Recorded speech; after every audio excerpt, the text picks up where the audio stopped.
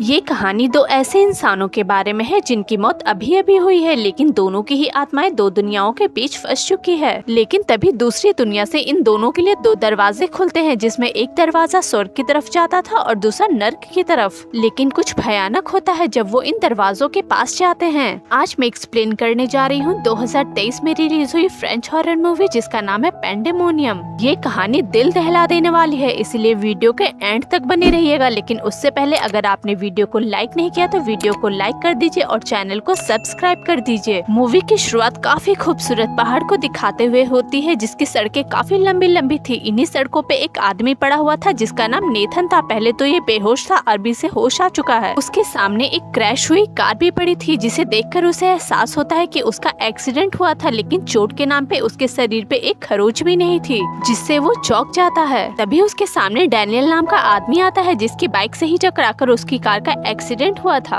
Nathan देखता है कि उसके भी शरीर पर एक खरोच तक नहीं है। डैनियल उससे पूछता है कि तुम्हें याद है तुम गाड़ी से कब निकले। तब नेथन को एहसास होता है कि उसे तो कुछ भी याद नहीं है। डैनियल उससे बोलता है कि मुझे लगता है हम दोनों ही मर चुके हैं और ये हमारी आत्माएं आपस में बात कर रही है। नेथन ये मानने को तैयार ही नहीं था, इसलिए वो दौड़कर अपनी गाड़ी की तरफ जाता है और वहाँ पे अपनी लाश को देखता है। वो उसे गाड़ी से बाहर निकालता है। ये सब देखकर नेथन डर जाता है। अब उसे समझ में आ गया था कि वो वाकई में ही मर चुका है। अब उसे अपने बच्चों और अपनी फैमिली की याद आ रही थी। डैनियल बोलता है कि मुझे भी अपनी बीवी और बच्चों की फिक्र हो रही है। अपनी वाइफ का नाम लेते ही उसके दिमाग पे ये ख्याल आता है कि नेथन ने तो अपनी वाइफ का नाम लिया ही नहीं। अब तभी उस रास्ते पर एक कार आ रही थी जो नेथन की क्रैश हुई कार को देखकर रुक जाती है। नेथन उससे बात करने की कोशिश करता है, लेकिन वो आदमी ना ही नेथन को देख पा रहा था और ना ही सुन पा रहा था, क्योंकि नेथन तो अब एक सोल बन चुका था। अब वो आदमी अपनी गाड़ी से उतरता है और नेथन की बॉडी को चेक करता है तो देखता है कि वो तो मर चुका है। इसलिए वो उसके पर्स को निकालता है और उसमें से सारे पैसे वो लेकर के वहाँ से चला जाता है। अब नेथन को पूरी तरह से यकीन हो चुका था कि वो मर चुका है, इसलिए अब वो पैनिक करने लगता है, क्योंकि अब उसे उसके गुनाहों की सजा मिलने वाली थी। और उसका गुनाह ये था कि उसने अपनी वाइफ का मर्डर किया था।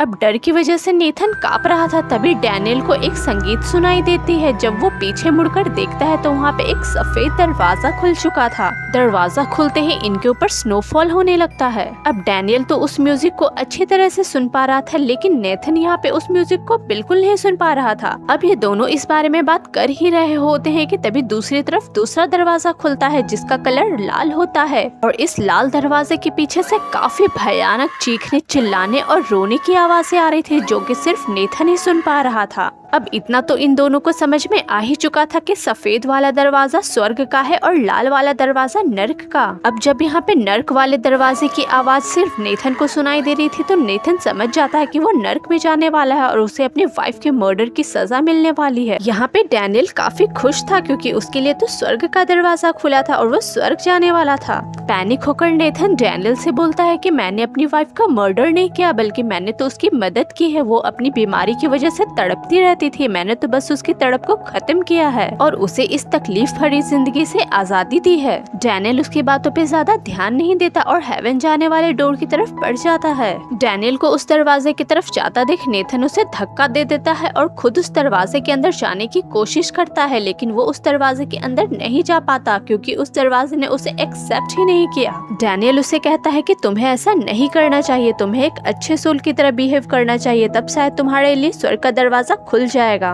नेथन उसकी बात को मान लेता है और उससे माफी मांगता है कि मुझे माफ कर दो, मैंने तुम्हारी बाइक को जानबूझकर टक्कर नहीं मारा था। डैनियल उसके गले लगता है और बोलता है इट्स ओके, क्योंकि सारी गलती तुम्हारी ही नहीं है, मेरी भी गलती है। मेरे सामने एक लड़की आ गई थी जिसकी वजह से मेरा ध्यान भटक गया था। ये कहकर वो हेवन के दरवाजे को पार करता है, लेकिन उस दरवाजे को पार करने के बाद भी वो अभी भी इसी दुनिया में था। तभी इन दोनों के सामने एक बच्ची आ जाती है जो अपनी माँ के बारे में पूछ रही थी। डैनियल उसे देखकर समझ जाता है कि ये वही बच्ची है जिसकी वजह से उसका ध्यान भटका था, यानी कि ये बच्ची अब उसकी वजह से मारी जा चुकी है। डैनियल को काफी दुख होता है, इसलिए वो नेथन को बता देता है कि वो नशे में था और ये एक्सीडेंट भी उसी की वजह से हुआ है। वो बच्ची कहती है कि तुम दोनों की वजह से मेरी जान चली गई और इसलिए अब तुम दोनों भी इस नर्क की आग में जलोगे। और ये कहते ही वो चिल्लाने लग जाती है। वो दोनों उसे काफी चुप कराने की कोशिश कोशिश करते हैं लेकिन वो चुप नहीं होती। जिसके बाद डैनियल उसे उठाकर स्वर्ग के दरवाजे के अंदर फेंक देता है, जिसके बाद वो लड़की भी गायब हो जाती है और वो हेवन का दरवाजा भी वहाँ से गायब हो जाता है।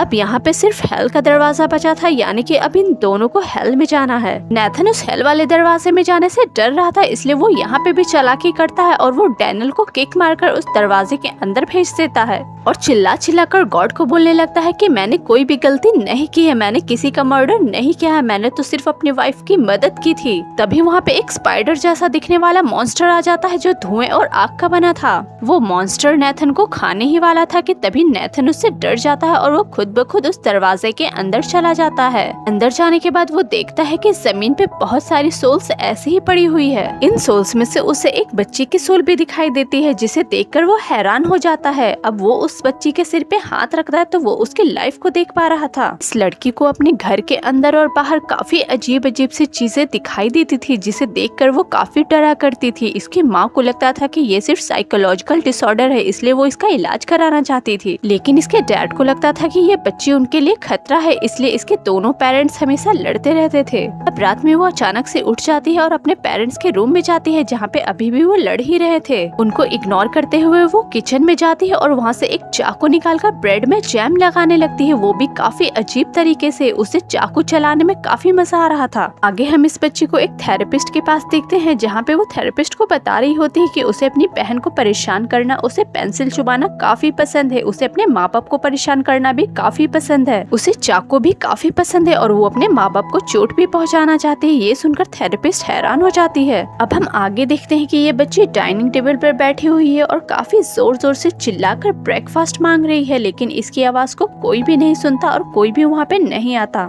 ये बच्ची खुद ही उठकर किचन जाती है और जब ये वापस आती है तो इसके हाथ में सीरियल का एक बाउल होता है और इसके कपड़ों पर भी खून लगा होता है। बाउल लेकर ये बच्ची कमरे के अंदर जाती है तो हम देखते हैं कि फर्श पर इसके पेरेंट्स की लाश पड़ी है, यानी कि इस बच्ची ने ही अपने पेरेंट्स को मार दिया है। ये अपने पैरों से अपने पेरेंट्स को हिलाकर देखती है कि क्या वो सच में मर गए या नहीं। जब उसे यकीन हो जाता है तो वो अपनी मॉम को गुड बाय किस देती है, फिर टेबल पे बैठकर अजीब तरीके से ब्रेड में जैम लगाती है और फिर बेसमेंट में चली जाती है। उस बेसमेंट में उसका एक फ्रेंड रहा करता था जो दिखने में काफी ज्यादा भयानक और काफी ज्यादा अजीब था। वो इंसानों की तरह दिखता था बट इंसान नहीं था। उसका नाम टॉनी था। ये बच्ची उसे कहती है कि तुम अब ऊपर आ सकते हो क्योंकि मेरे मॉम डैड अब मर चुके हैं। ये सुनते ही वो क्रिएचर उसके साथ ऊपर आ जाता है। ऊपर आने के बाद वो काफी ज्यादा खुश था। अब वो बच्ची उसे बाथरूम लेकर के जाती है, फिर उसे नहाने को बोलती है। उसके बाद वो उसे अपने डैड के कपड़े देती है जिसे पहनकर वो रेडी हो जाता है। अब दोनों बैठकर ब्रेकफास्ट करते हैं, फिर उस बॉडी को ठिकाने लगाने की सोचते हैं। लेकिन इससे पहले वो अपने पेरेंट्स के लिए इमेजिनेशन में एक थिएटर शो करती है जिसमें खुद को वो एक जेलर समझती है और टोनी को सबके सामने लाती है। टोनी ने कैदियों वाले कपड़े पहन रखे थे। वो बच्ची ऑडियंस यानी अपने मॉम डैड से कहती है कि टोनी ने एक मर्डर किया है और इसे इसके किए की सजा मिलनी चाहिए।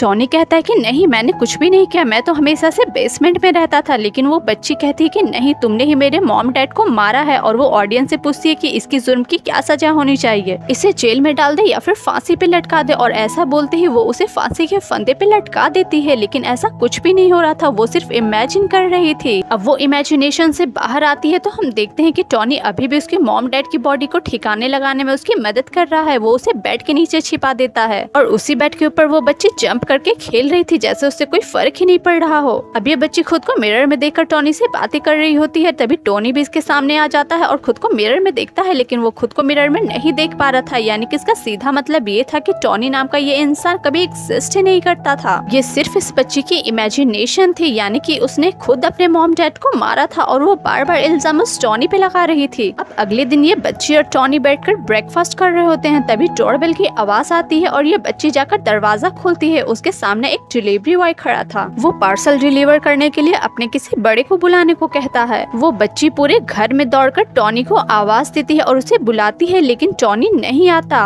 काफी देर वेट करने के बाद भी जब कोई नहीं आता तो वो पोस्टमैन वहाँ से चला जाता है। वो दोबारा टोनी को ढूंढने के लिए उस कमरे में जाती है जिसमें उसके मॉम डैड की लाश होती है। तो वो देखती है कि टोनी उसके मॉम डैड की लाश को खा रहा है। ये बच्ची अपने सारे टॉयज को इकट्ठा करके उसमें आग लगा देती है और इसका इल्जाम भी वो टोनी पर ही लगा देती है। ये बच्ची इस हद तक मेंटली अनस्टेबल थी कि ये अपनी छोटी बहन के पास जाती है और उससे बोलती है कि टोनी को भूख लगी है, चलो मेरे साथ। और वो उसे किचन में लेकर के जाती है और उसे माइक्रोवेव में बिठाकर ऑन कर देती है। उसके बाद पूरे घर में पागलों की तरह खुशी से झूमने लगती है और उसके पीछे उसकी बहन की मौत हो जाती है। अब सीन कट होकर दोबारा हेल में जाता है, जहाँ पे हम नेथन को देखते हैं जो ये सब देख के काफी ज्यादा घबरा गया था और उसे उस बच्ची के लिए भी बुरा लग रहा था। अब वो उस बच्ची की हॉरिबल लाइफ को और नहीं देख सकता था, इसलिए वो आगे बढ़ता है जहाँ पे उसे 2 डेड बॉडीज दिखाई देती है जिसके ऊपर से वो कपड़ा हटाता है। ये सोल एक माँ बेटी की थी।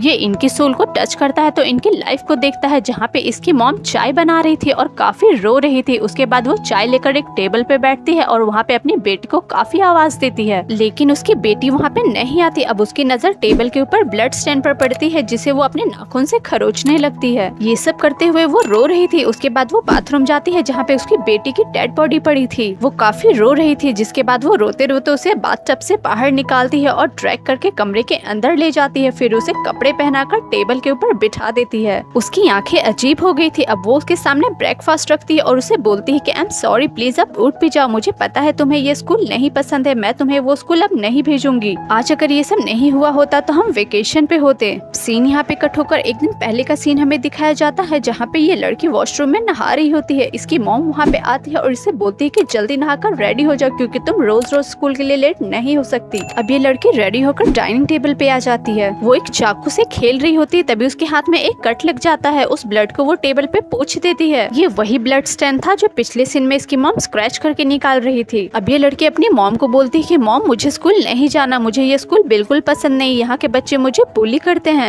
अब इसी को लेकर दोनों के बीच थोड़ी सी बहस हो जाती है क्योंकि इसकी बेटी स्कूल को छोड़ना चाहती थी। उसकी मॉम कहती है कि तुम नई हो इस स्कूल में, इसलिए थोड़ा बहुत ऐसा होता है, जैसे जैसे तुम्हारे फ्रेंड्स बन जाएंगे वैसे वैसे सब कुछ ठीक हो जाएगा, इस बात के लिए तुम स्कूल नहीं छोड़ सकती। अब सीन प्रेजेंट में आता है और हम देखते हैं कि इसकी मॉम एक व्हील चेयर को नीचे लाती है और उसके ऊपर अपनी बेटी को बिठाती है। वो उससे बोलती है कि आज हम बाहर घूमने के लिए जा रहे हैं। वो दोनों निकलने ही वाले होते हैं कि तभी इसकी मॉम के ऑफिस से फोन आ जाता है और डोरबेल भी बजती है। वो दरवाजा खोलती है तो उसके सामने एक वॉल होती है। थोड़ी देर के बाद उसे कुछ आवाजें सुनाई देती है, जिसके बाद वो होश में आती है तो देखती है कि उसके सामने उसकी नेबर खड़ी है। उसकी नेबर उससे पूछती है क्या तुम ठीक हो, जिस पर वो घबरा कर बोलती है हाँ मैं बिल्कुल ठीक हूँ, एक्चुअली हम दोनों आज घूमने के लिए बाहर जा रहे हैं। उसका ये बिहेवियर उस नेबर को काफी सस्पिशियस लगता है, जिसके बाद वो उसे साइड करके घर के अंदर चली जाती है जहाँ पर उसे उसकी बेटी की डेड बॉडी दिखाई देती है। जिसके बाद सीन शिफ्ट होकर वापस पास्ट का सीन दिखाया जाता है जहाँ पे ये लड़की स्कूल के वॉशरूम में डर कर बैठी होती है और बाहर 3 लड़कियां दरवाजा पीट पीट कर इसे बाहर बुला रही थी। जब ये डर कर बाहर आती है तो ये तीनों उसे काफी बुली करते हैं। ये उससे अपने जूते भी चटवाते हैं जिसका वीडियो भी ये लोग बना लेते हैं। इस बुली को वो बर्दाश्त नहीं कर पाई और अपनी जान ले ली। अब प्रेजेंट सीन में हम देखते हैं कि इस लड़की की मॉम उसे गाड़ी में बिठाकर कहीं जा रही थी और काफी तेज गाड़ी चला रही थी। इसकी मॉम काफी रो रही थी और रोते हुए इससे काफी बातें कर रही थी और वो उससे भी बात करने को बोल रही थी, लेकिन वो तो मर चुकी थी। जब वो कोई भी जवाब नहीं देती तो वो सच्चाई को एक्सेप्ट कर लेती है और उसकी आंखें बंद कर देती है। अब वो होश में नहीं थी, जिसके बाद उसकी गाड़ी एक पेड़ से टकरा जाती है और उससे काफी चोट आती है। अब रेस्क्यू टीम आकर उसे बाहर निकालते हैं, लेकिन वो अपनी बेटी को छोड़कर बाहर नहीं आना चाहती थी। फिर भी रेस्क्यू टीम उसे बाहर निकाल लेते हैं। अब जब वो उसकी बेटी को निकालने के लिए जाते हैं तो वो देखते हैं कि ये तो मर चुकी है। उन्हें लगता है कि इस एक्सीडेंट की वजह से उसकी मौत हुई है, उसके सुसाइड का उन्हें पता नहीं चलता। नेथन इतना ज्यादा डर जाता है कि वो कोई और सोल को टच करने की सोचता भी नहीं, इसलिए वो पीछे हट जाता है। तभी वहाँ पे हेल का गार्ड आ जाता है। वो उससे बोलता है कि तुम यहाँ पे अपने बुरे कामों की वजह से हो और अब मैं तुम्हें तुम्हारे बुरे कामों की सजा दूंगा। नेथन उससे काफी रिक्वेस्ट करता है, बोलता है प्लीज मुझे यहाँ से निकालो, मैंने कोई भी बुरा काम नहीं किया है, मैंने अपनी वाइफ का मर्डर नहीं किया, मैंने तो बस उसकी मदद की थी, उसके दर्द भरी जिंदगी से उसे आजाद किया था। गार्ड बोलता है चाहे जो भी था तुम्हें किसी की जान लेने का हक नहीं था, अब तुमने गलत काम किया है तो इसकी सजा भी तुम्हें मिलेगी। अब गार्ड उसे एक भयानक से कमरे के अंदर लेकर के जाता है जहाँ पे लाल रोशनी जल रही थी। वहाँ पे और भी बहुत सारी सोल्स थी। वो गार्ड उससे बोलता है कि तुम्हें यहाँ पे 4000 साल तक रहना होगा और ये बोलकर वो वहाँ से चला जाता है। अब नेथन को कुछ भी समझ में नहीं आता कि वो क्या करे, वो बस चीखने चिल्लाने लगता है। आवाज को सुनकर उस कमरे में सो रहा एक भयानक सा मॉन्स्टर जैसा दिखने वाला लंबा चौड़ा सोल जाग जाता है। वो उसके पास आ जाता है और आते ही उससे बोलता है कि क्या तुम मेरा नया खिलौना हो। वो आते ही नेथन को परेशान करने लग जाता है और उसे पूरी तरह से मारता है, पीटता है। वो उसे इस